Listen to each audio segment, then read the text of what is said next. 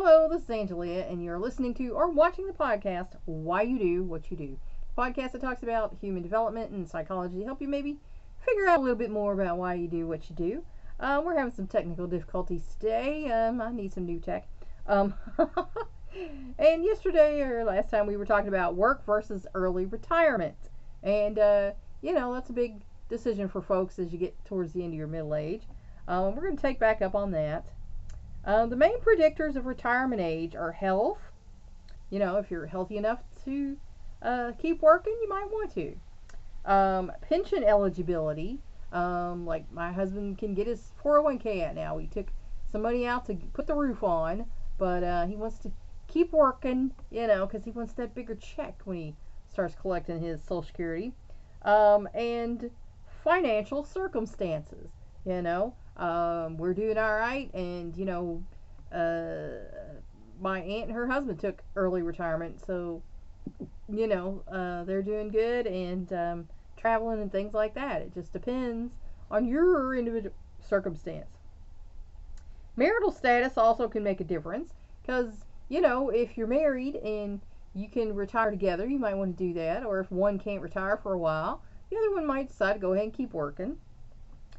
As decisions about timing of each spouse's retirement have to be negotiated by the couple. Because again, it depends on your financial situation and what y'all want to do with the rest of your life. Married men, those who are members of younger cohorts, those with lower socioeconomic status, those with traditional career paths, those who are dissatisfied with their jobs, and those who have planned for retirement are most likely to retire early. Work and cognitive development. Use it or lose it, I'm sure we've all heard that, applies to the mind as well as the body. Work can influence future cognitive functioning. I don't know if you ever thought about it that way, but if your mind stays busy, then you're going to be a little swifter. Some research suggests that flexible thinkers tend to obtain substantively complex work because they like the challenge. Work requiring thought and independent judgment. I always like that type of work. This kind of work, in turn, stimulates more flexible thinking, and flexible thinking increases the ability to do complex work. So you got a feedback loop happening there. Thus, people who are deeply engaged in complex work tend to show stronger cognitive performance in comparison to their peers as they age. So if you're, just sitting there reading something on a screen, or if you're flipping burgers or whatever, you're not going to stay as sharp in theory as someone who's having to solve problems, someone like a doctor, lawyer, or, psychologist or whatever, their brain's going to stay sharper longer because they're using it more. Indeed, it has been estimated that as much as 1/3 of the individual variance in changes in cognitive ability with age may be attributable to such factors as education. Like I say, the more you learn, the more you know, and the more your brain stays active. Hopefully a little spider didn't come down on me or something right here. One never knows. Occupation, what you do, if you do something that's boring, you're not going to be mentally stimulated. And socioeconomic status, because like I say, it depends on what your money situation is. If work could be made more meaningful and challenging, more adults might retain or improve their cognitive abilities.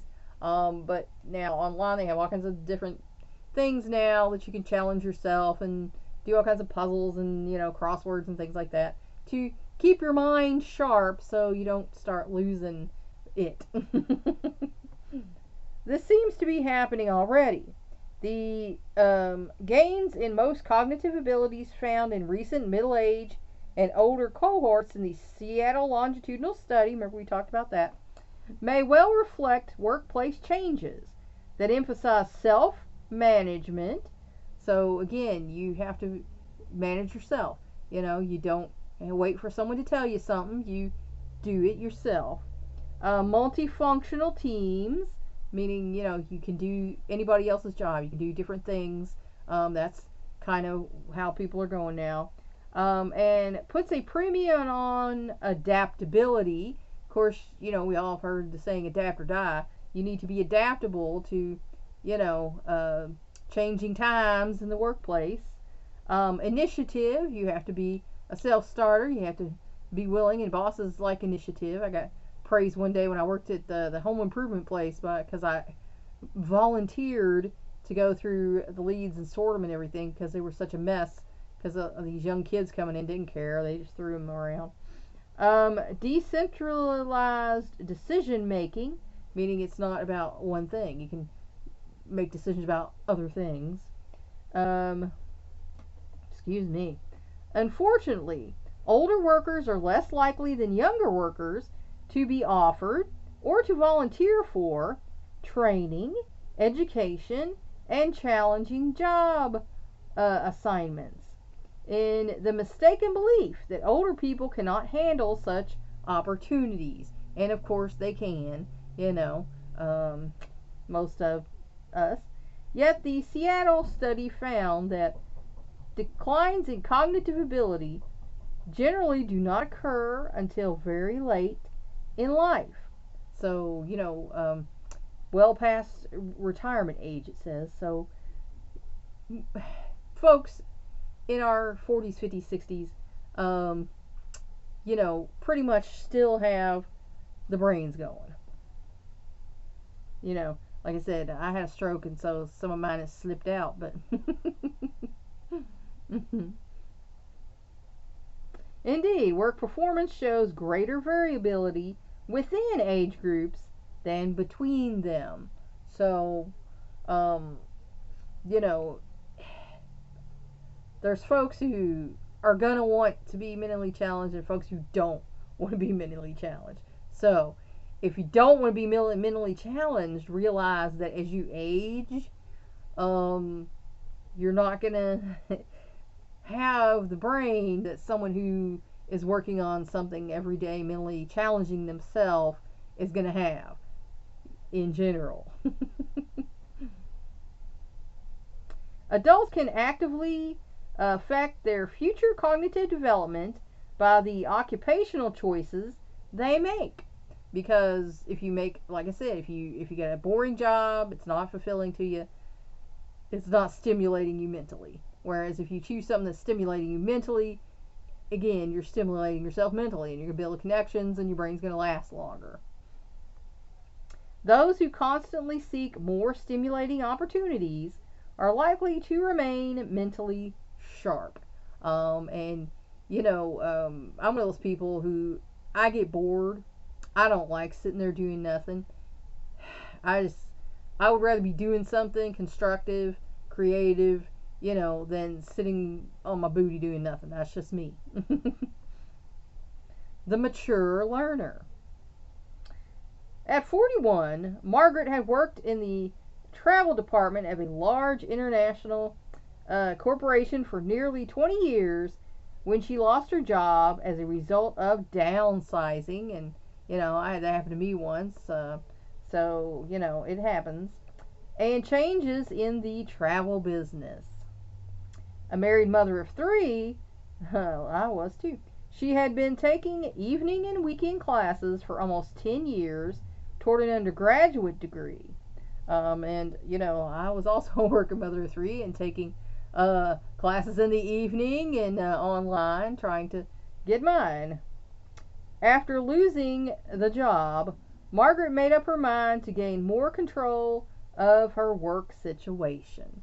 And a lot of people, that's why I wanted to be, have my own ministry, outreach, and education, and be the executive director of the charity that we could, use to get donations and to have more services out there, more than I could afford to go, and present. I didn't have millions of dollars to go out and present these programs to the community and pay for all the printing and stuff that would need to be done. So that's where we decided if we start a charity and take donations, we can present more programs out in the community and do more, because the charity would pay for the printing and the booklets and things we would need to do this.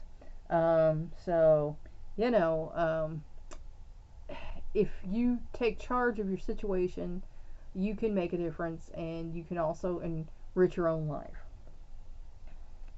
She enrolled as a full-time student and earned her degree in less than 2 years. Good for her. Changes in the workplace often entail a need for more training or education. And it does sometimes. And people don't like that. But that's going to increase your skill base. And you can put those trainings on your resume. Expanding technology and shifting job markets require a lifespan approach to learning. For many adults, formal learning is a way to develop their cognitive potential and to keep up with the changing world of work. And some adults just don't want to.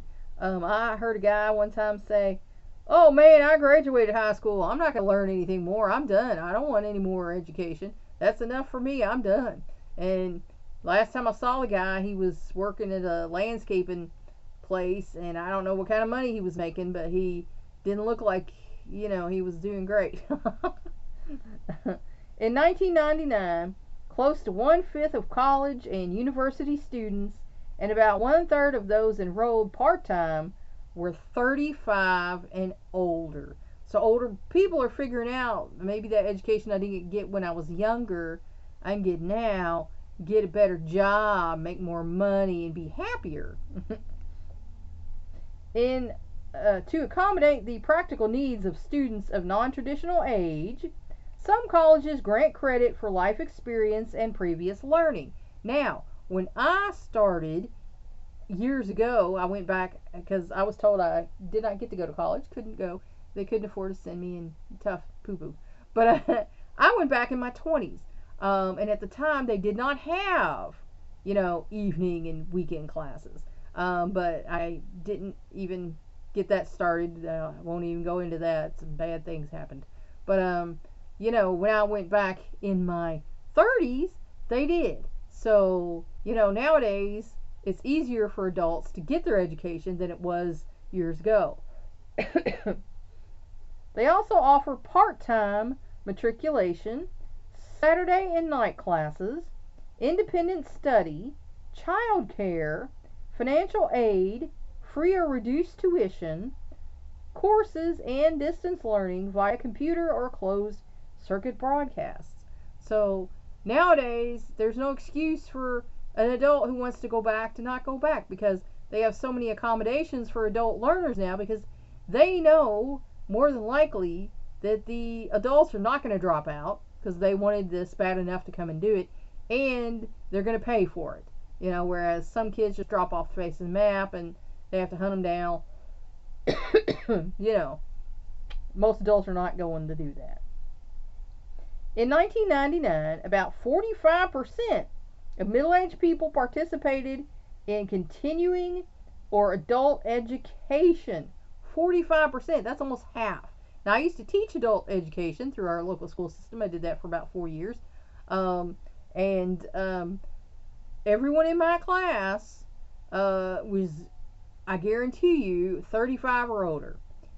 I never had any young people in my class. They were all middle-aged or older. Some of them were older ladies who, was bored and wanted to take some classes. So, most of them for job-related reasons or for personal development. And mine were personal development classes. The first one I taught that they made a joke about in the office was starting over for women. It was for women who were divorced or widowed, and they were starting over. How to balance your budget, how to buy insurance, that sort of thing.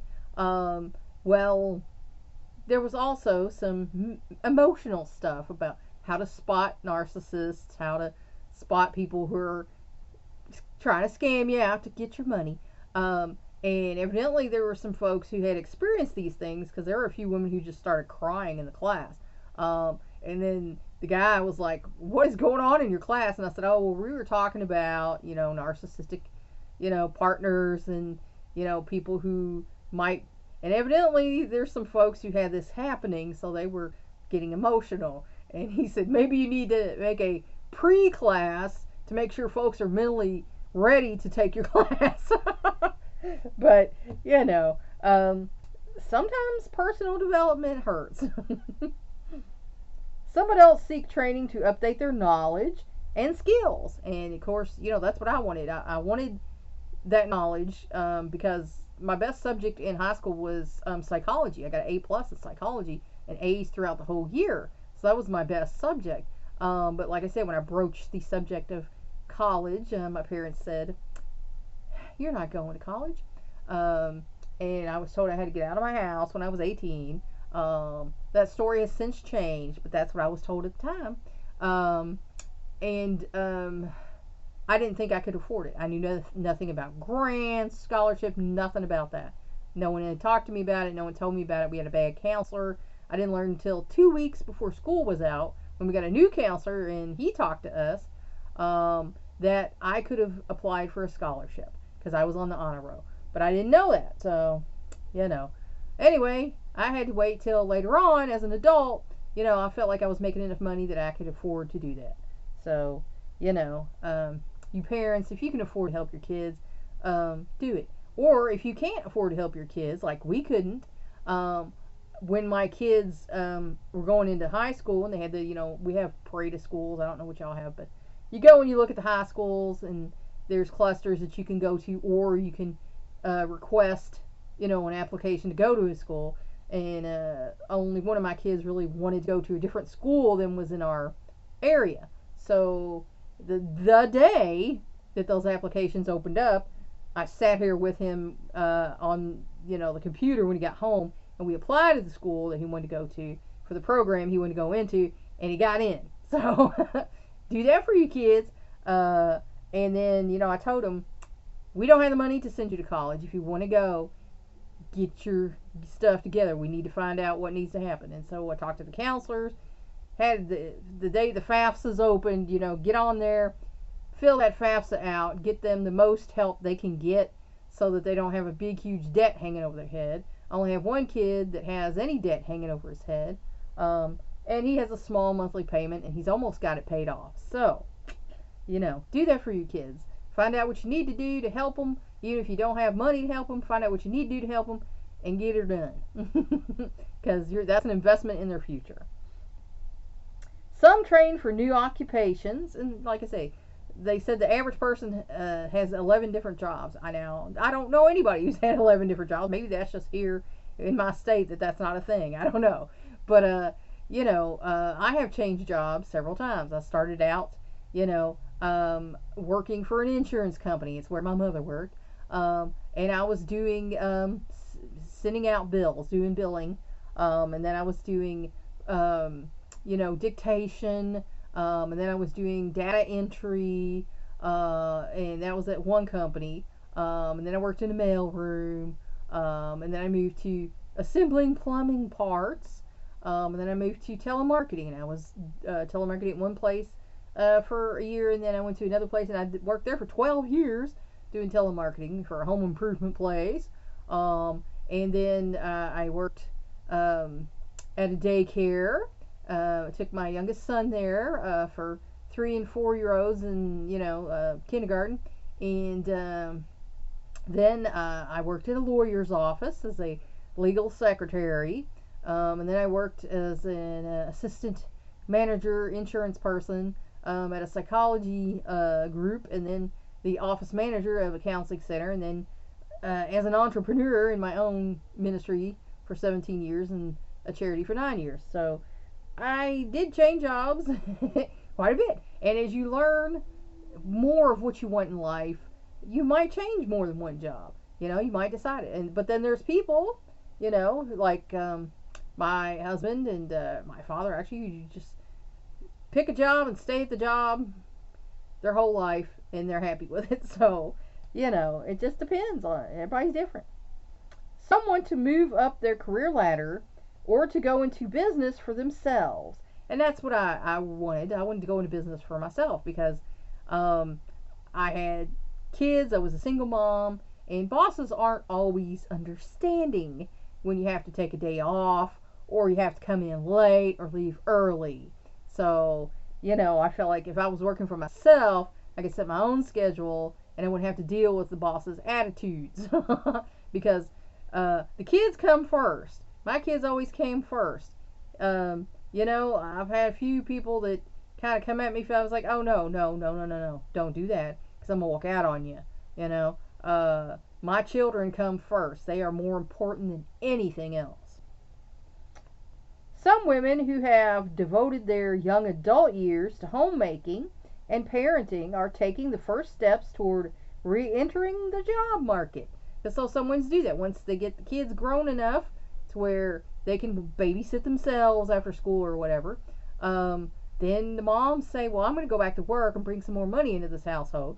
I went back to work after I had been off with my youngest son for a while because we just weren't, making enough to make things comfortable around here. And I told my husband, I said, it's no reflection on you, but I feel like things are too tight and I want to go back to work. And he's like, okay. Well, it didn't last too long because he had a problem watching the kids. But anyway, I digress.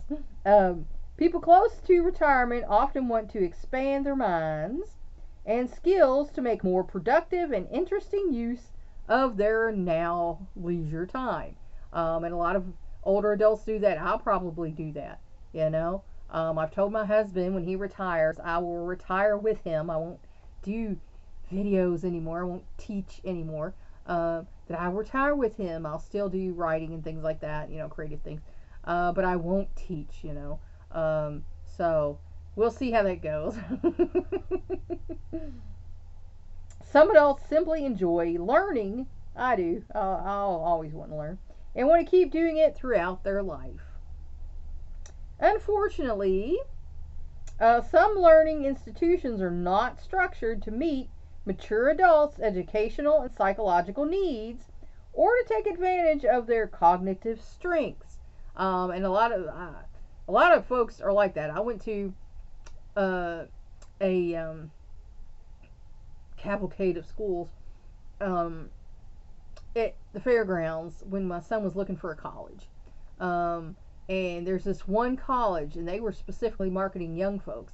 And I asked the guy about, what about old? He goes, yeah, we're not really geared towards older learners. We let the other two colleges take care of that. We're really interested in young folks coming out of high school who can get in here and, they can have a school career and things. I'm like, well, you're kind of a jerk, but,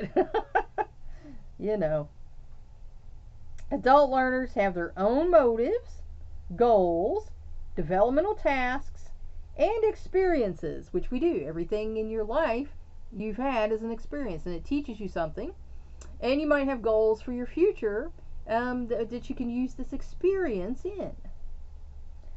They come with their own expertise and often with post-formal thinking skills, because a lot of us do. We learn to think outside the box, especially if we had a job where, there was more than one way to do things and you had to figure out the best way and, for it to work and for you to be able to do it. And, so sometimes, us older folks are a boon to a company.